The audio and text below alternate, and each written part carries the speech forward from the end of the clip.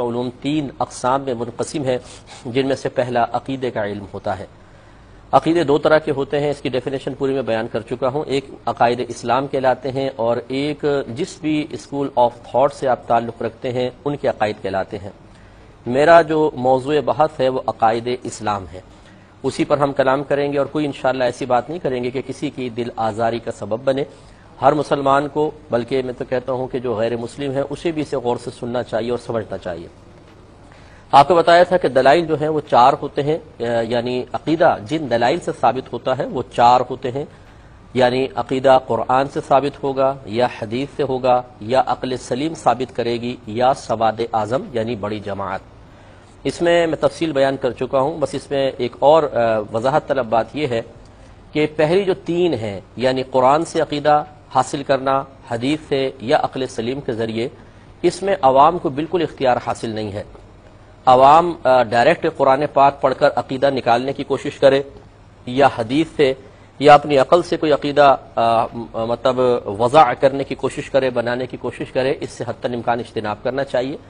ویسے قرآن اگر عوام بھی پڑھے گی ترجمہ تفسیر کے ساتھ بہت ساری باتیں سمجھ میں آ جائیں گی، لیکن پھر بھی اس میں بہت ساری پیچیدگیاں ہوتی ہیں جو علماء سے معلوم کیے بغیر آپ ہرگز اپنے طور پہ کوشش نہ کریں، کیونکہ ہو سکتا ہے آپ کو غلط نتیجہ مرتب کر لیں، چاہے آپ قرآن پڑھ رہے ہوں چاہے حدیث پڑھ رہے ہوں۔ اسی لیے اللہ تبارک و تعالیٰ نے ارشاد فرمایا کہ فاسألوا اہل الذکر ان کنتم لا تعلمون، اگر تم نہیں جانتے تو اہل علم سے سوال کرو۔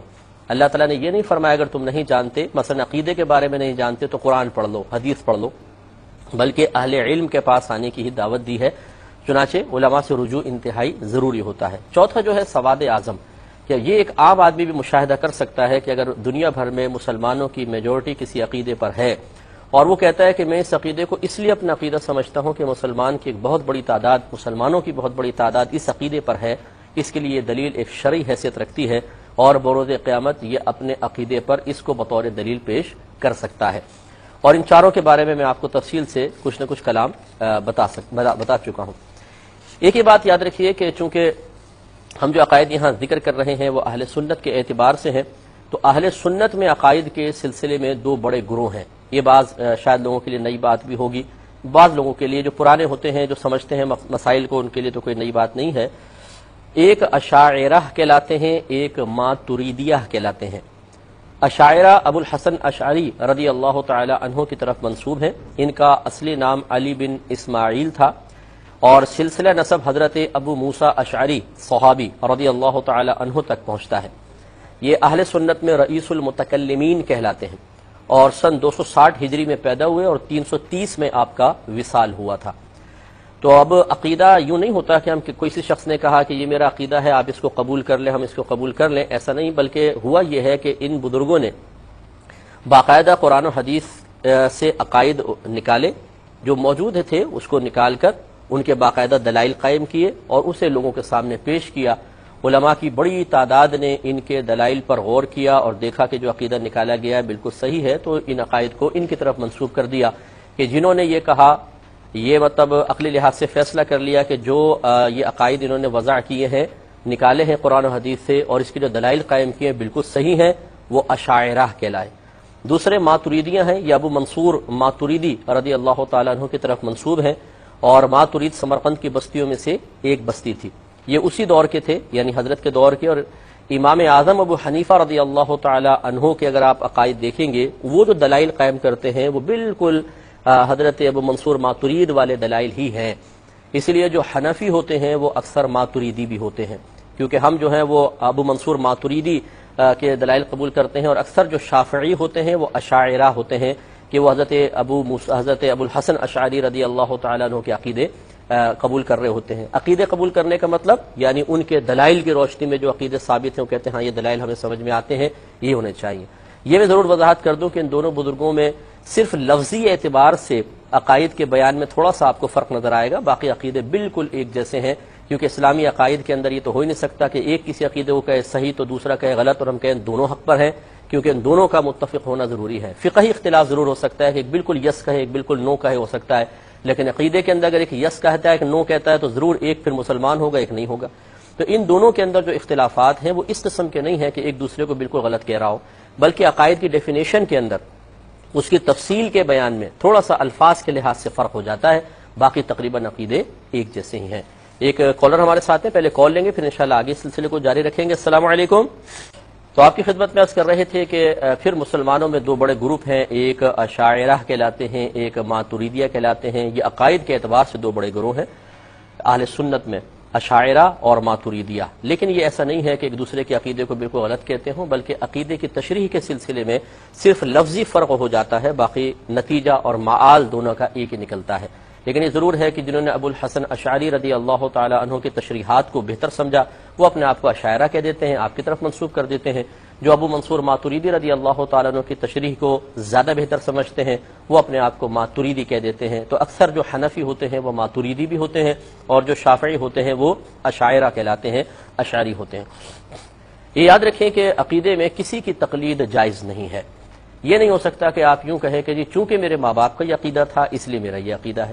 میں آپ کو پہلے بتا چکا ہوں کہ عقائد کے دلائل 4 ہیں، قرآن، حدیث، عقل سلیم اور سواد اعظم یعنی بڑی جماعت۔ ان 4 میں سے کسی ایک دلیل سے ہی آپ اپنے عقیدے کو درست ثابت کر سکتے ہیں۔ لہذا اگر آپ کے مثال کے طور پہ آپ کے گھر میں کوئی عقیدہ ہے اور آپ کہتے ہیں کہ جی میں اس عقیدے کا حامل ہوں، اور جب کوئی دلیل طلب کرتا ہے تو آپ کہتے ہیں دلیل تو میرے پاس کچھ بھی نہیں ہے، بس یہ ہے کہ میرے ماں باپ ایسا کرتے آئے تھے، میرے باپ دادا ایسا کرتے آئے تھے، یہ کوئی شرعی دلیل نہیں ہوتی ہے۔ پہلے اس کو سمجھ لیں پھر میں اس کی اور تشریح کرتا ہوں۔ سورہ انبیاء آیت نمبر 52 سے 54، 52، 53، 54 میں اللہ تعالیٰ نے ارشاد فرمایا کہ اذ قال لأبیہ وقومہ، اے حبیب کریم صلی اللہ علیہ وسلم یاد کیجئے جب ابراہیم علیہ السلام نے اپنے والد جو حقیقتاً چچا تھے اور اپنی قوم سے کہا کہ ما هذه التماثیل التي انتم لها عاکفون، کہ یہ کیسے بت ہیں جن کے سامنے تم با ادب بیٹھے ہوئے ہو۔ قالوا، تو انہوں نے جواب یہ دیا کہ وجدنا آباءنا لها عابدین، ہم نے اپنے آباء و اجداد کو دیکھا کہ وہ ان کی عبادت کرنے والے ہیں۔ قال، حضرت ابراہیم علیہ السلام نے ارشاد فرمایا لقد کنتم انتم وآباؤکم فی ضلال مبین، کہ بے شک تم بھی اور تمہارے آباء و اجداد کھلی گمراہی میں تھے۔ یا یہ قولا کا فاعل اللہ تبارک و تعالی ہے، تو اللہ تعالی نے ارشاد فرمایا۔ اس کی میں وضاحت کرتا ہوں ایک مختصر سے بریک کے بعد۔ بسم اللہ الرحمن الرحیم۔ تو آپ کی خدمت میں عرض کر رہے تھے کہ عقائد میں کسی کی تقلید جائز نہیں، کیونکہ ابراہیم علیہ السلام نے، اللہ تعالی نے قرآن عظیم میں آپ کا یہ واقعہ جو ذکر فرمایا اس میں واضح طور پر جب ان غلط عقائد رکھنے والوں سے دلیل طلب کی کہ تمہاری اس عقیدے پر درستگی کی دلیل کیا ہے، تو انہوں نے صرف اتنا کہا کہ جی ہم نے اپنے آباء و اجداد کو اسی پر پایا۔ تو آپ نے ثابت فرمایا کہ یہ غلط ہے، وہ بھی دلال مبین میں تھے اور کھلی گمراہی میں، تو تم بھی کھلی گمراہی میں ہوگے۔ اب یہاں 2 باتیں ہیں۔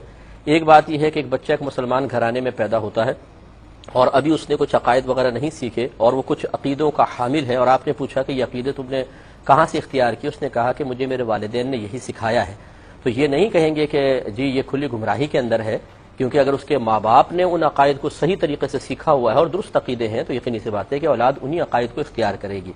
لیکن یہ اچھی طریقے سے سمجھ لیجئے، یہی بات سمجھانے والی ہے اور بہت ہی پوائنٹ کی بات ہے کہ ہم ایک گھر میں پیدا ہوتے ہیں، اس میں کچھ رسومات دیکھتے ہیں، کچھ عادات و اطوار ہوتی ہیں، کچھ نظریات، کچھ خیالات، کچھ عقائد ہوتے ہیں، اور ہر شخص اپنے گھر والوں کا کچھ اثر قبول کرتا ہے، اپنے والدین وغیرہ کے اثرات قبول کیے جاتے ہیں اور وہ ان تمام چیزوں کو اڈاپٹ کر لیتے ہیں۔ لیکن اب شریعت ہمیں اس بات کا مکلف بنا رہی ہے کہ جب آپ بالغ ہو جاتے ہیں تو صرف یہ تقلید اب جائز نہیں ہوگی، اب آپ پر علم کا سیکھنا فرض ہو جائے گا، اور اپنے عقائد جو آپ سال سے گھر میں دیکھ رہے ہیں لیکن ان کی دلیل بھی آپ کو طلب کرنا ضروری ہوگا۔ اس پر انشاءاللہ مزید کلام کریں گے۔ کالر ہمارے ساتھ ہے، السلام علیکم۔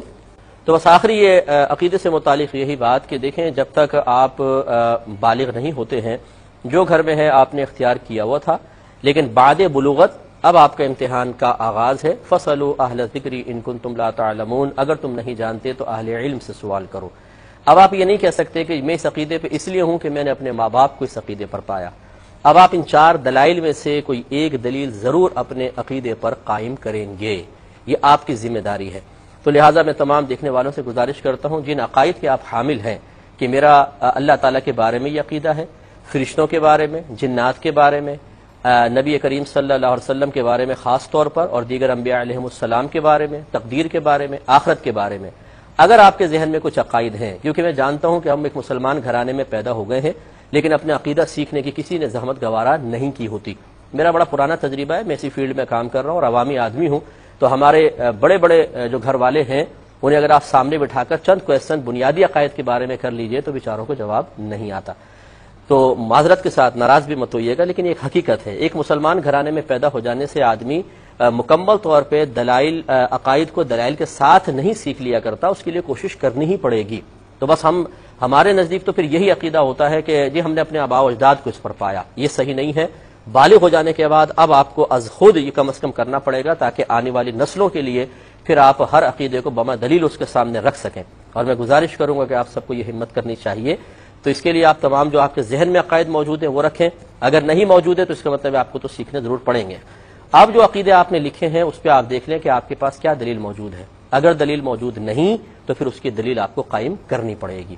اگر آپ کے پاس اس کا وقت نہیں ہے یا آپ اس کی صلاحیت نہیں رکھتے ہیں تو کم از کم یہ کریں کہ احکام شریعت پروگرام دیکھتے رہیں۔ انشاءاللہ عز و جل یہاں میں جو کچھ آپ کی خدمت میں بیان کروں گا وہ بہت ہی سلجھا ہوا اور قرآن و حدیث کے بالکل مطابق اور موافق ہوگا، اور اس پہ باقاعدہ آپ کے سامنے دلائل پیش کیے جائیں گے۔ اس کی روشنی میں پھر آپ سب اپنا مطلب اصلاح کر سکتے ہیں۔ اگر تھوڑی بہت کوئی خرابی وغیرہ ہوتی ہے، بعض اوقات ایسے خیالات، ایسے نظریات ہمارے خاندان میں گردش کر رہے ہوتے ہیں کہ جو قرآن و حدیث کے خلاف ہوتے ہیں، جیسے دقیانوسی پن کی باتیں، توہم پرستی کی باتیں، ان سب کو ہٹانا ضروری ہوتا ہے۔ تو انشاءاللہ پھر آپ دیکھتے رہیں گے تو بہتر ہوگا۔